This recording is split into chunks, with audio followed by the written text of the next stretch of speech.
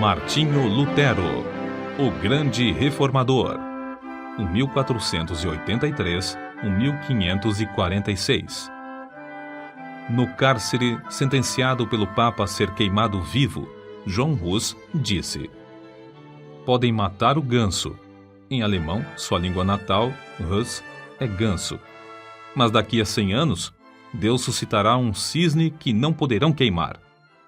Enquanto caía a neve e o vento frio uivava como fera em redor da casa, nascia esse cisne em Eisleben, Alemanha.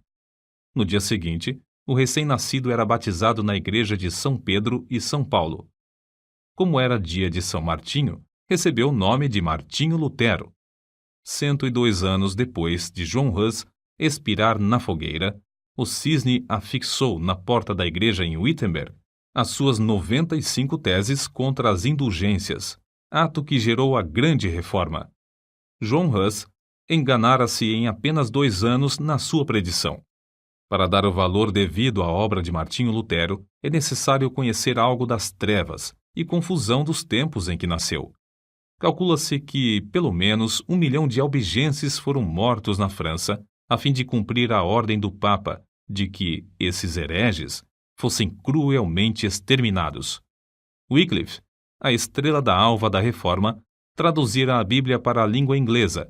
João Hus, discípulo de Wycliffe, morrera na fogueira, na Boêmia, suplicando ao Senhor que perdoasse os seus perseguidores.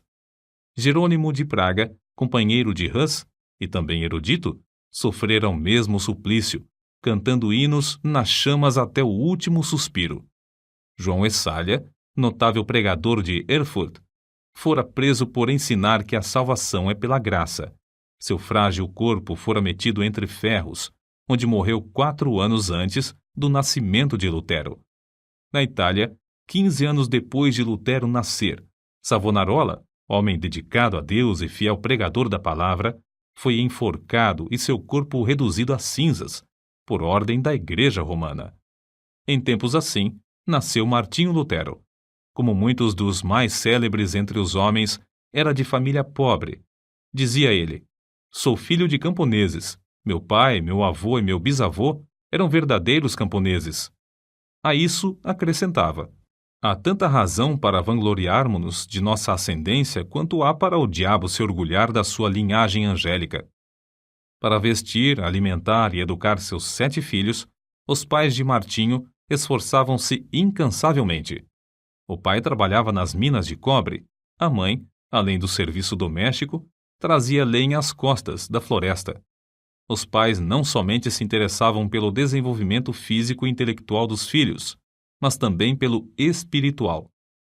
Quando Martinho chegou à idade de compreender, seu pai ensinou-o a ajoelhar-se ao lado da sua cama à noite e rogava a Deus que fizesse o menino lembrar-se do nome de seu Criador.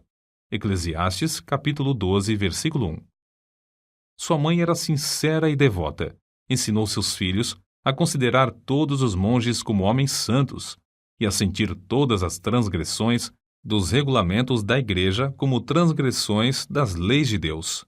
Martinho aprendeu a recitar os 10 mandamentos e a oração do Pai Nosso, a respeitar a Santa Sé na distante e sagrada Roma e a olhar, tremendo, para qualquer osso ou fragmento de roupa que tivesse pertencido a algum santo.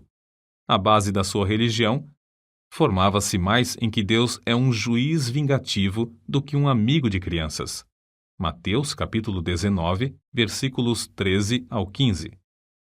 Quando já adulto, Lutero escreveu: "Estremecia e tornava-me pálido ao ouvir alguém mencionar o nome de Cristo, porque fui ensinado a considerá-lo como um juiz encolerizado.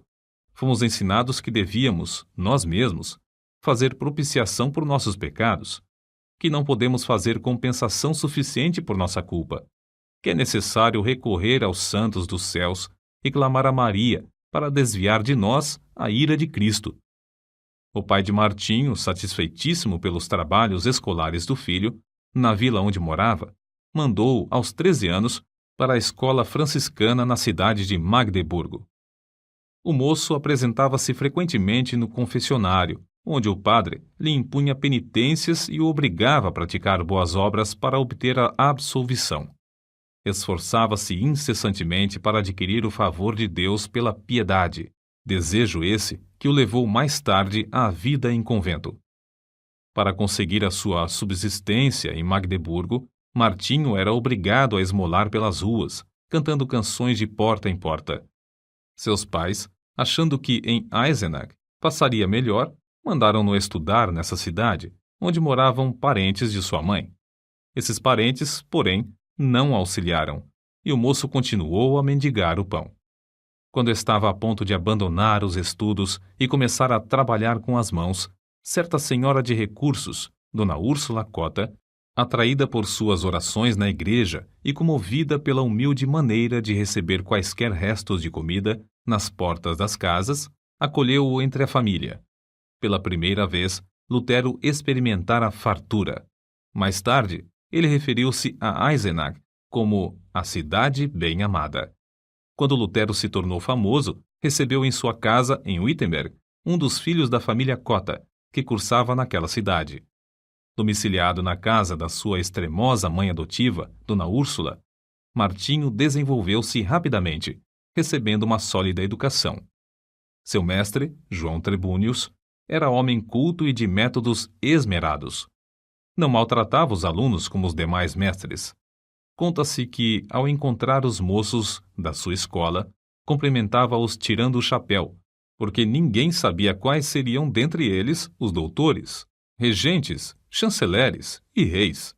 O ambiente da escola e no lar era-lhe favorável para produzir um caráter forte e inquebrantável, tão necessário para enfrentar os mais temíveis inimigos de Deus. Martinho Lutero era mais sóbrio e devoto que os demais rapazes da sua idade. Acerca desse fato, Dona Úrsula, na hora da morte, disse que Deus tinha abençoado seu lar grandemente desde o dia em que Lutero entrara em sua casa. Logo depois, os pais de Martinho alcançaram certa abastança. O pai alugou um forno para fundição de cobre e depois passou a possuir mais 2. Foi eleito vereador na sua cidade e começou a fazer planos para educar seus filhos. Mas Martinho nunca se envergonhou dos dias da sua provação e miséria. Antes, reconhecia que fora a mão de Deus dirigindo-o e qualificando-o para a sua grande obra. Como poderia alguém, depois de homem feito, encarar fiel e destacadamente as vicissitudes da vida, se não aprendesse por experiência enquanto jovem? Aos 18 anos, Martinho ansiava estudar numa universidade. Seu pai, reconhecendo a idoneidade do filho, enviou-o a Erfurt, o centro intelectual do país, onde cursavam mais de 1.000 estudantes. O moço estudou com tanto afinco que, no fim do 3º semestre, obteve o grau de bacharel em filosofia. Com a idade de 21 anos, alcançou o 2º grau acadêmico e o de doutor em filosofia. Os estudantes, professores e autoridades prestaram-lhe significativa homenagem. Havia, dentro dos muros de Erfurt, 100 prédios que pertenciam à igreja, inclusive 8 conventos. Havia também uma importante biblioteca que pertencia à universidade, e ali Lutero passava todo o tempo de que podia dispor. Sempre suplicava fervorosamente a Deus que o abençoasse nos estudos. Dizia ele: orar bem é a melhor parte dos estudos. Acerca dele, escreveu certo colega: cada manhã ele precede seus estudos com uma visita à igreja e uma prece a Deus. Seu pai, desejoso de que seu filho se formasse em direito e se tornasse célebre, comprou-lhe a caríssima obra Corpus Juris. Mas a alma de Lutero suspirava por Deus, acima de todas as coisas. Vários acontecimentos influenciaram-no a entrar para a vida monástica, passo que entristeceu profundamente seu pai e horrorizou seus companheiros de universidade. Primeiro, achou na biblioteca o maravilhoso livro dos livros, a Bíblia completa, em latim. Até aquela ocasião, supunha que as pequenas porções escolhidas pela Igreja para serem lidas aos domingos constituíssem o todo da Palavra de Deus. Depois de uma longa leitura, exclamou: "Oh, se a providência me desse um livro como este, só para mim!" Continuando a ler as Escrituras, seu coração começou a perceber a luz e a sua alma a sentir ainda mais sede de Deus. A essa altura, quando se bacharelou, os estudos custaram-lhe uma doença que o levou às portas da morte. Assim, a fome pela palavra de Deus ficou ainda mais enraizada no coração de Lutero. Algum tempo depois da sua enfermidade, em viagem para visitar a família, sofreu um golpe de espada e 2 vezes quase morreu antes que um cirurgião pudesse tratar-lhe a ferida. Para Lutero, a salvação da sua alma ultrapassava qualquer outro anelo. Certo dia, um de seus íntimos amigos da universidade foi assassinado. Ah! Exclamou Lutero, horrorizado. O que seria de mim se eu tivesse sido chamado desta para outra vida tão inopinadamente? Mas, de todos esses acontecimentos, o que mais o abalou em espírito foi o que experimentou durante uma terrível tempestade quando voltava de visitar seus pais. Não havia abrigo próximo. Os céus estavam em brasa. Os raios rasgavam as nuvens a cada instante. De repente, um raio caiu ao seu lado. Lutero, tomado de grande susto e sentindo-se perto do inferno, prostrou-se gritando: Santana, salva-me, e tornar-me-ei monge. Lutero chamava esse incidente a minha estrada, caminho de Damasco, e não tardou em cumprir a sua promessa feita a Santana. Convidou então os seus colegas para cearem com ele. Depois da refeição, enquanto eles se divertiam com palestras e música, repentinamente anunciou-lhes que dali em diante poderiam considerá-lo como morto, pois ia entrar para o convento. Debalde os seus companheiros procuraram dissuadi-lo do seu plano.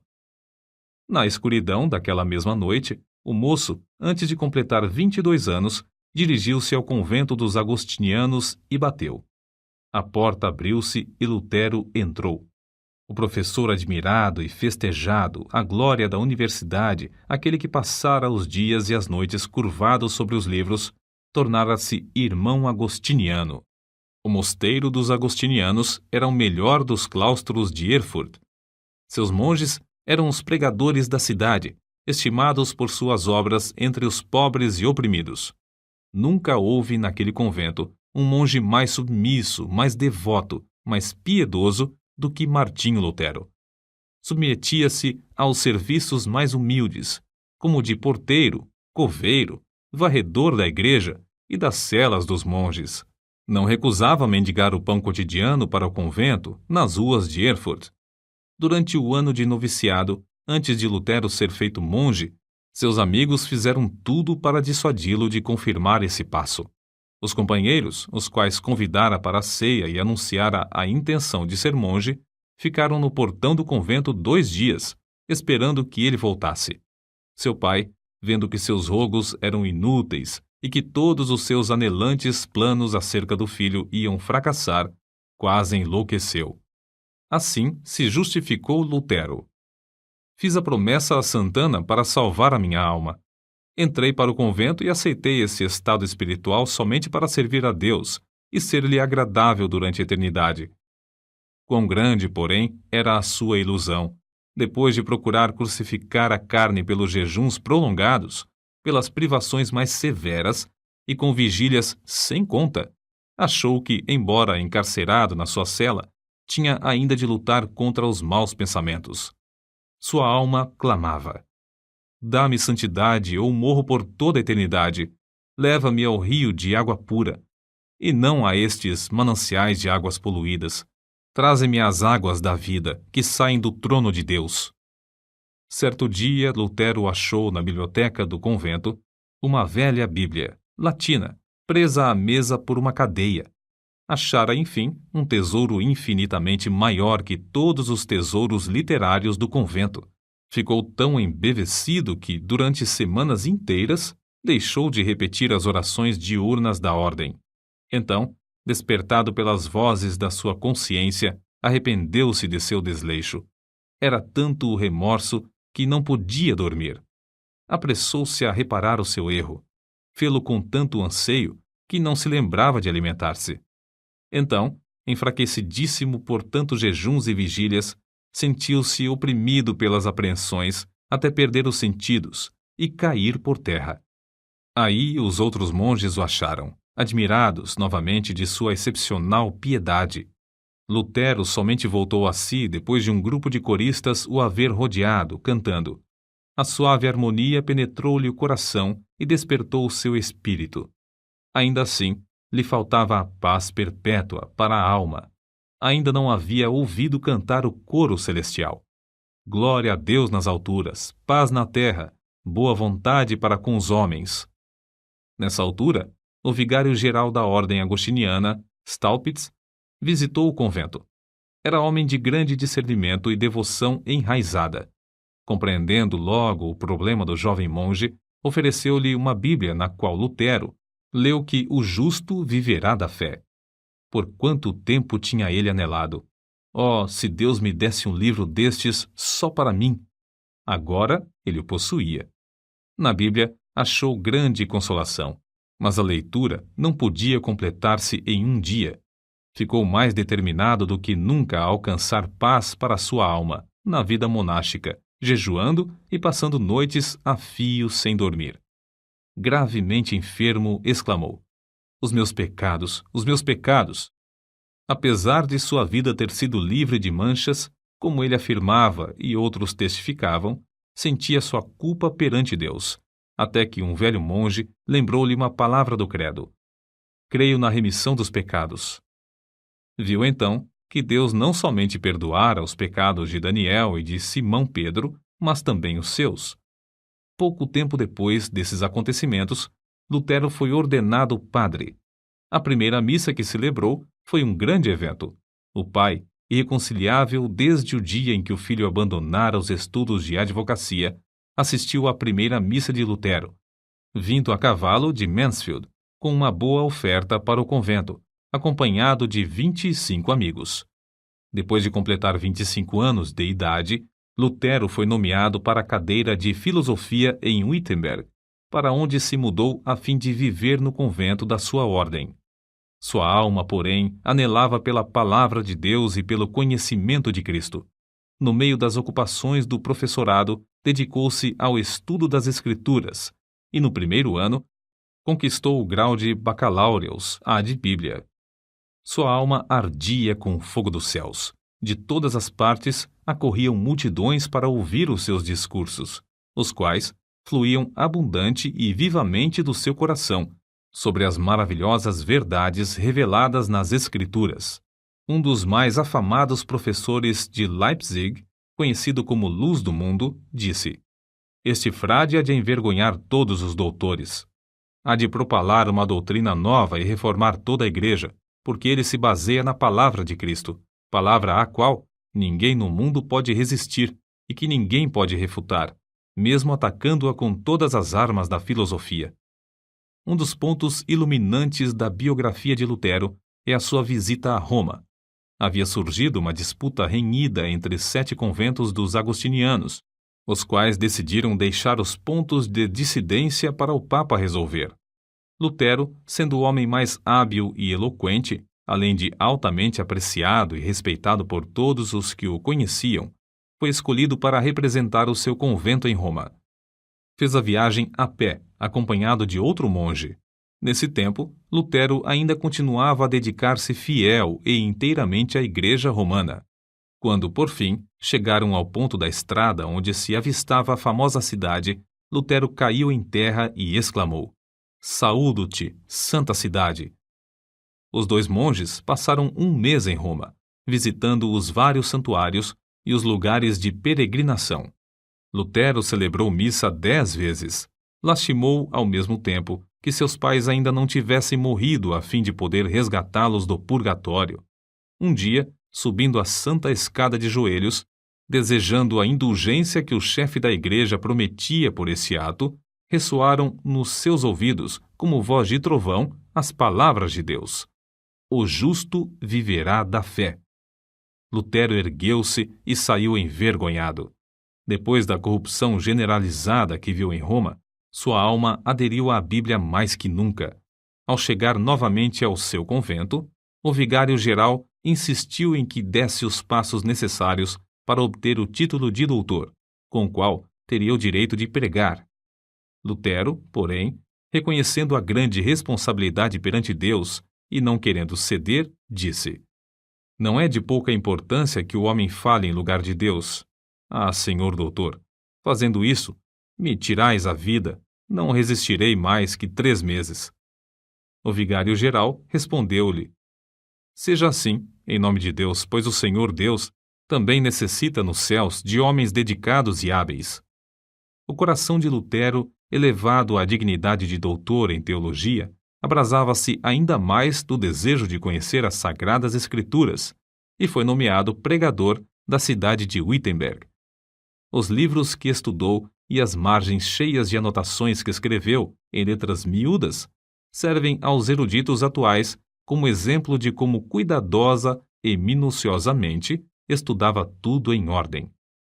Acerca da grande transformação da sua vida nesse tempo, ele mesmo escreve: Desejando ardentemente compreender as palavras de Paulo, comecei o estudo da Epístola aos Romanos. Porém, logo no primeiro capítulo, consta que a justiça de Deus se revela no Evangelho.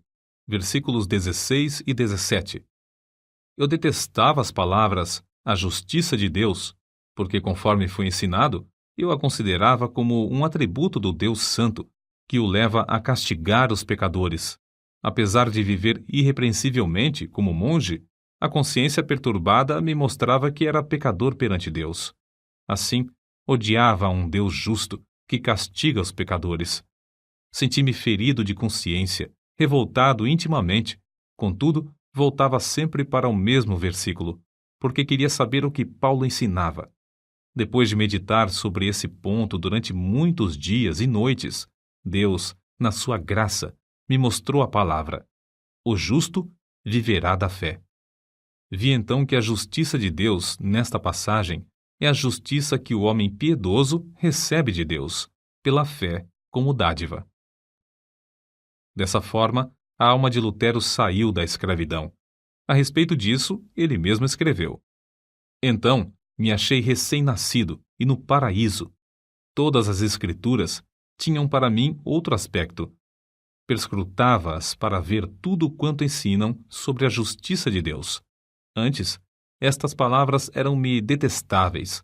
Agora, as recebo com o mais intenso amor. A passagem me servia como a porta do paraíso. Depois dessa experiência, pregava diariamente. Em certas ocasiões, pregava até 3 vezes ao dia, conforme ele mesmo conta.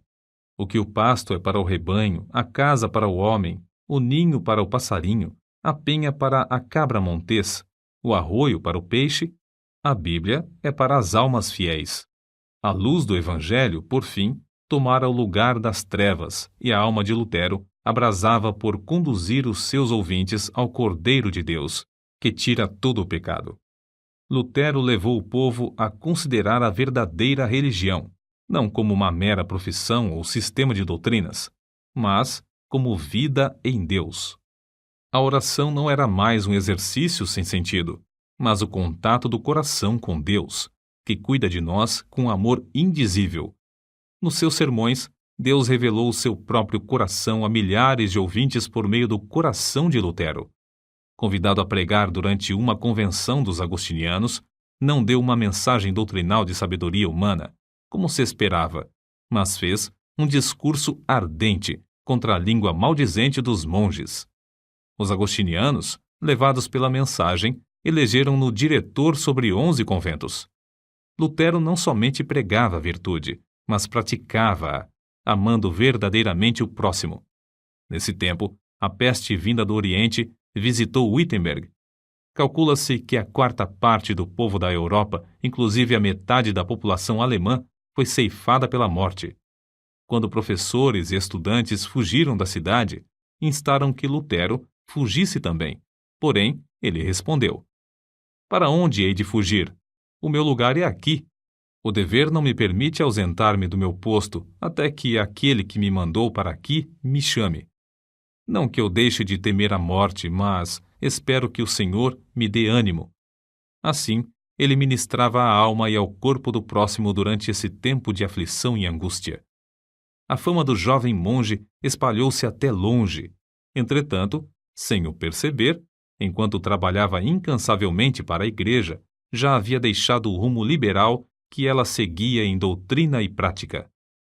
Em outubro de 1517, Lutero afixou à porta da igreja do castelo, em Wittenberg, as suas 95 teses, cujo teor resume-se em que Cristo requer o arrependimento e a tristeza pelo pecado, e não a penitência.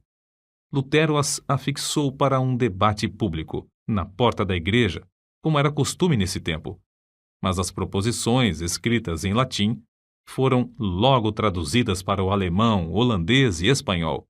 Antes de decorrido um mês, para surpresa de Lutero, já estavam na Itália fazendo estremecer os alicerces do velho edifício de Roma.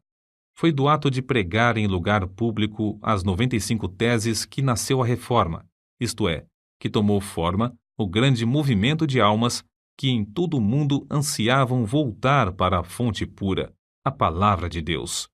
Contudo, Lutero não tencionara atacar a Igreja Romana. Antes, pensou em fazer a defesa do Papa contra os vendedores de indulgências.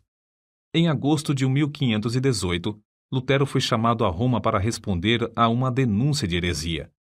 Frederico, entretanto, um dos que o elegeram para assumir a direção dos conventos, não consentiu que fosse levado para fora do país. Sendo assim, foi intimado a apresentar-se em Augsburgo. Eles te queimarão vivo, insistiram seus amigos. Lutero, porém, respondeu resolutamente: se Deus sustenta a causa, ela será sustentada. A ordem do núncio do Papa em Augsburgo foi: retrata-se ou não voltará daqui. Contudo, Lutero conseguiu fugir passando por uma pequena cancela no muro da cidade, na escuridão da noite. Ao chegar de novo em Wittenberg, um ano depois de afixar as teses, era o homem mais popular em toda a Alemanha. Não havia jornais nesse tempo, mas fluíam da pena de Lutero respostas a todos os seus críticos, as quais eram publicadas em folhetos. O que escreveu dessa forma, hoje seriam 100 volumes. O célebre Erasmo, da Holanda, assim escreveu a Lutero: seus livros estão despertando todo o país. Os mais eminentes da Inglaterra gostam de seus escritos. Quando a bula de excomunhão enviada pelo Papa chegou em Wittenberg, Lutero respondeu com um tratado dirigido ao Papa Leão X, exortando, no nome do Senhor, a que se arrependesse. A bula do Papa foi queimada fora do muro da cidade de Wittenberg, perante grande ajuntamento do povo. Assim escreveu Lutero ao vigário-geral. No momento de queimar a bula, estava tremendo e orando, mas agora estou satisfeito de ter praticado este ato enérgico. Lutero não esperou até que o Papa o excomungasse, mas deu logo o pulo da Igreja Romana para a Igreja do Deus vivo. Nesse ínterim, o imperador Carlos V, que ia convocar sua primeira dieta, Assembleia Política, na cidade de Worms, queria que Lutero comparecesse para responder pessoalmente aos seus acusadores. Os amigos de Lutero insistiam em que se recusasse a ir. Não fora John Hus entregue a Roma para ser queimado apesar da garantia de vida por parte do imperador? Mas em resposta a todos os que se esforçavam por dissuadi-lo de comparecer perante seus terríveis inimigos, Lutero, fiel à chamada de Deus, respondeu: ainda que haja em Worms tantos demônios quantas sejam as telhas nos telhados, confiando em Deus, eu aí entrarei. Depois de dar ordens acerca do trabalho, no caso de ele não voltar, partiu. Na sua viagem para Worms, o povo afluía em massa para ver o grande homem que teve coragem de desafiar a autoridade do Papa. Em Mora, pregou ao ar livre, porque as igrejas não mais comportavam as multidões que queriam ouvir seus sermões. Ao avistar as torres das igrejas de Worms, levantou-se na carroça em que viajava e cantou o hino de sua autoria, Ein feste Berg, Castelo Forte, que se tornaria o mais famoso da Reforma. Ao entrar, por fim, na cidade, estava acompanhado de uma multidão muito maior do que a que fora ao encontro de Carlos V. No dia seguinte, foi levado perante o imperador, ao lado do qual se achavam o delegado do Papa, 6 eleitores do Império, 25 duques, 8 margraves, 30 cardeais e bispos, 7 embaixadores, os deputados de 10 cidades e grande número de príncipes, condes e barões. É fácil imaginar que o reformador era um homem de grande coragem e de físico forte para enfrentar tantas feras que ansiavam despedaçar-lhe o corpo. A verdade é que passara uma grande parte da vida afastado dos homens, e mais ainda, achava-se fraco da viagem durante a qual foi necessário que um médico o atendesse. Entretanto, mostrou-se corajoso, não em sua própria força, mas no poder de Deus. Sabendo que tinha de comparecer perante uma das mais imponentes assembleias de autoridades religiosas e civis de todos os tempos, Lutero passou a noite anterior em vigília. Prostrado com o rosto em terra, lutou com Deus, chorando e suplicando. Um dos seus amigos ouviu-o orar assim: Ó Deus Todo-Poderoso, a carne é fraca, o diabo é forte. Ah, Deus, meu Deus, que perto de mim estejas contra a razão e a sabedoria do mundo. Falo, pois somente tu podes fazer. Não é a minha causa, mas sim a tua. Que tenho eu com os grandes da terra? É a tua causa, Senhor, a tua justa e eterna causa. Salva-me, ó Deus fiel, somente em ti confio. Ó Deus, meu Deus, vem, estou pronto a dar como um cordeiro a minha vida. O mundo não conseguirá prender a minha consciência, ainda que esteja cheio de demônios. E se o meu corpo tem de ser destruído, a minha alma te pertence e estará contigo eternamente. Conta-se que, no dia seguinte, na ocasião de Lutero transpor a porta para comparecer perante a Dieta, o veterano general Freudesburgo colocou a mão no ombro do reformador e disse-lhe: Pequeno monge, vais a um encontro diferente que eu ou qualquer outro capitão jamais experimentamos, mesmo nas nossas conquistas mais ensanguentadas. Contudo, se a causa é justa e sabes que o é, avança no nome de Deus, e não temas nada. Deus não te abandonará. O grande general não sabia que Martinho Lutero vencera a batalha em oração e que entrava somente para declarar-lhes que a havia vencido de maiores inimigos. Quando o núncio do Papa exigiu de Lutero, perante a augusta Assembleia, que se retratasse, ele respondeu: Se não me refutardes pelo testemunho das Escrituras ou por argumentos, uma vez que não creio somente nos papas e nos concílios, por ser evidente que já muitas vezes se enganaram e se contradisseram uns aos outros, a minha consciência tem de ficar submissa à palavra de Deus. Não posso retratar-me, nem me retratarei de qualquer coisa, pois não é justo nem seguro agir contra a consciência. Deus me ajude. Amém. De volta ao seu aposento, Lutero levantou as mãos ao céu e exclamou com o rosto todo iluminado: Está cumprido, está cumprido. Se eu tivesse 1000 cabeças, preferiria que todas fossem decepadas antes de me retratar. A cidade de Worms, ao receber as notícias da ousada resposta de Lutero ao núncio do Papa, alvoroçou-se. As palavras do reformador foram publicadas e espalhadas entre o povo, que afluiu para honrá-lo. Apesar de os papistas não conseguirem influenciar o imperador a violar o salvo-conduto, para que pudessem queimar numa fogueira o assim chamado herege, Lutero teve de enfrentar outro grave problema. O edito de excomunhão entraria imediatamente em vigor, e Lutero, por causa dessa penalidade, era considerado criminoso. Ao findar o prazo do seu salvo-conduto, devia ser entregue ao imperador. Todos os seus livros deviam ser apreendidos e queimados, e o ato de ajudá-lo, de qualquer maneira, era também considerado crime capital. Mas para Deus é fácil cuidar dos seus filhos. Lutero, regressando a Wittenberg, foi repentinamente rodeado num bosque por um bando de cavaleiros mascarados que, depois de despedirem as pessoas que o acompanhavam, conduziram-no alta noite ao castelo de Wartburgo, perto de Eisenach. Isto foi um estratagema do príncipe da Saxônia para salvar Lutero dos inimigos que planejavam assassiná-lo antes de chegar à casa. No castelo, Lutero passou muitos meses disfarçado. Usou o nome de Cavaleiro Jorge e foi tido como morto. Fiéis servos de Deus oravam dia e noite pelo reformador. As palavras do pintor Alberto Dürer exprimem o sentimento do povo. Ó Deus, se Lutero fosse morto, quem agora nos exporia o Evangelho?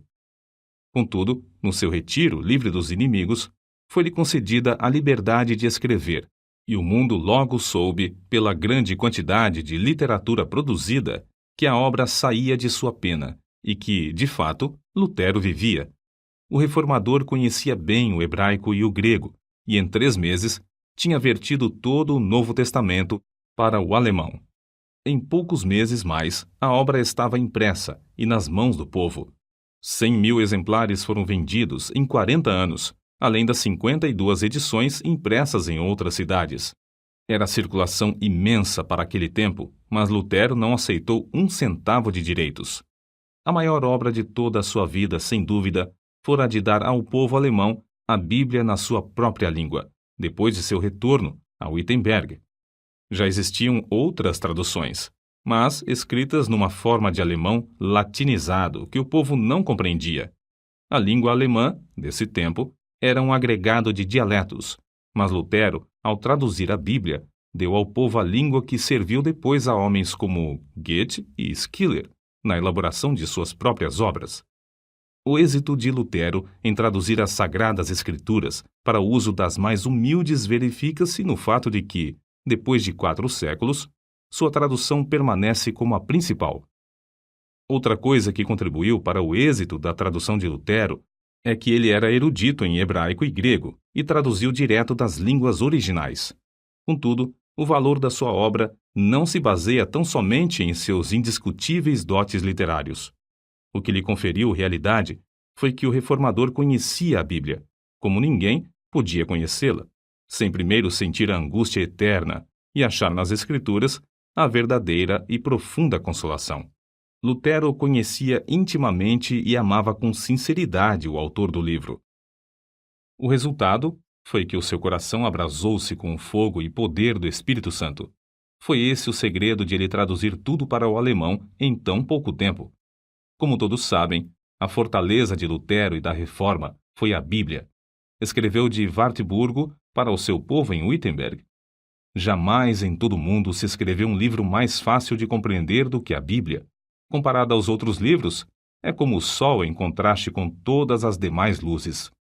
Não vos deixeis levar a abandoná-la sob qualquer pretexto da parte deles. Se vos afastardes dela por um momento, tudo estará perdido. Podem levar-vos para onde quer que desejem. Se permanecerdes com as Escrituras, sereis vitoriosos. Depois de abandonar o hábito de monge, Lutero resolveu deixar por completo a vida monástica, casando-se com Catarina von Bora, freira que também saíra do claustro por ver que tal vida é contra a vontade de Deus. O vulto de Lutero sentado ao lume, com a esposa e 6 filhos que amava ternamente, inspira os homens mais que o grande herói ao apresentar-se perante o legado em Augsburgo. Nos cultos domésticos, a família rodeava um harmônio, com o qual louvavam a Deus juntos. O reformador lia o livro que traduzira para o povo, e depois louvavam a Deus e oravam, até sentirem a presença divina entre eles. Havia entre Lutero e sua esposa profundo amor, de um para com o outro. São de Lutero estas palavras: Sou rico. Deus me deu a minha freira e 3 filhos. Não me importo das dívidas. Catarina paga tudo. Catarina von Bora era estimada por todos. Alguns, de fato, censuravam-na porque era demasiado econômica. Mas que teria acontecido a Martinho Lutero e à família se ela tivesse feito como ele? Dizia-se que ele, aproveitando-se da doença dela, cedeu seu prato de comida a certo estudante que estava com fome. Não aceitava um kreuzer, moeda, dos seus alunos, e recusava vender seus escritos, deixando todo o lucro para os tipógrafos. Nas suas meditações sobre as Escrituras, muitas vezes se esquecia das refeições. Ao escrever o comentário sobre o Salmo 23, passou 3 dias no quarto comendo somente pão e sal. Quando a esposa chamou um serralheiro e quebraram a fechadura, acharam-no escrevendo, mergulhado em pensamentos e esquecido de tudo em redor. É difícil concebermos a magnitude das coisas que devemos atualmente a Martinho Lutero. O grande passo que deu para que o povo ficasse livre para servir a Deus, como ele mesmo ensina, está além da nossa compreensão. Era grande músico e escreveu alguns dos hinos mais espirituais cantados atualmente. Compilou o primeiro inário e inaugurou o costume de todos os participantes dos cultos cantarem juntos.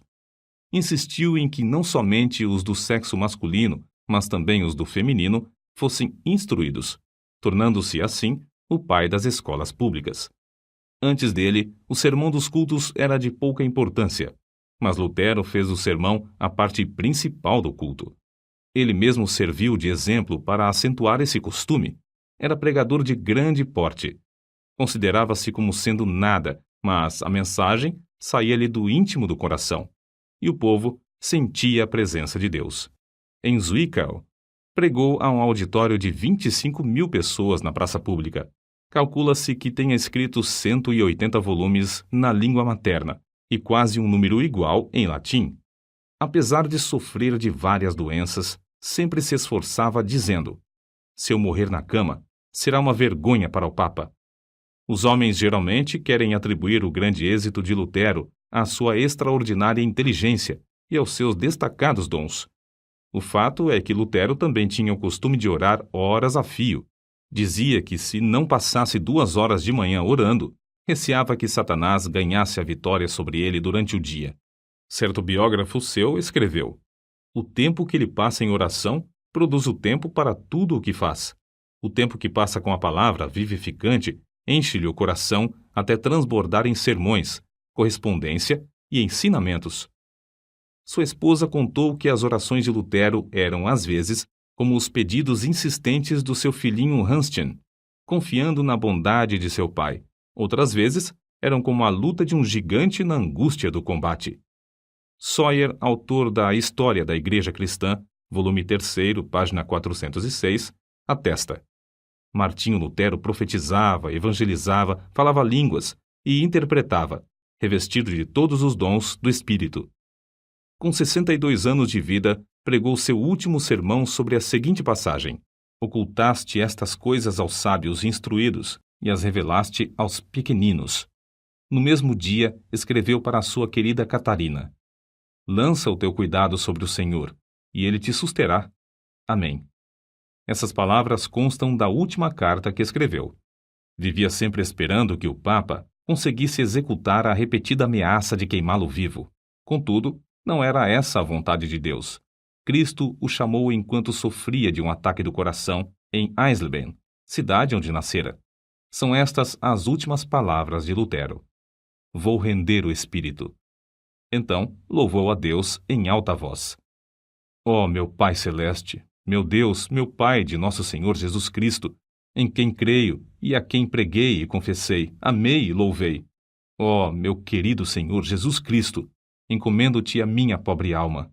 Ó meu Pai Celeste, em breve tenho de deixar este corpo, mas sei que ficarei eternamente contigo e que ninguém me pode arrebatar das tuas mãos. Então, depois de recitar João, capítulo 3, versículo 16, 3 vezes, repetiu as palavras: Pai, em tuas mãos entrego meu espírito, pois tu me resgataste, Deus fiel. Assim, fechou os olhos e adormeceu. Um imenso cortejo de crentes que o amavam ardentemente, com 50 cavaleiros à frente, saiu de Eisleben para Wittenberg. Passando pela porta da cidade onde o reformador queimara a bula de excomunhão, entrou pelas portas da igreja onde, há 29 anos, afixara suas 95 teses. No culto fúnebre, Bugenhagen, o pastor, e Melanchthon, inseparável companheiro de Lutero, discursaram. Depois, abriram a sepultura, preparada ao lado do púlpito, e ali depositaram o corpo. 14 anos depois, o corpo de Melanchthon achou descanso no outro lado do púlpito. Em redor dos dois, jazem os restos mortais de mais de 90 mestres da universidade. As portas da igreja do castelo, destruídas pelo fogo no bombardeio de Wittenberg em 1760, foram substituídas por portas de bronze em 1812, nas quais estão gravadas as 95 teses. Contudo, este homem que perseverou em oração deixou gravadas, não no metal que perece, mas em centenas de milhões de almas imortais, a palavra de Deus, que dará fruto para toda a eternidade. Nota: os albigenses são considerados os heréticos de maior importância dentro da Igreja Católica durante a Idade Média. Devem seu nome à cidade de Albi, na França. O Papa Inocêncio III lançou a Cruzada Albigense, 1209 ao 1229, que reprimiu seus seguidores de forma brutal. Só pequenos grupos sobreviveram e, mesmo assim, logo foram perseguidos pela Inquisição, até fins do século XIV.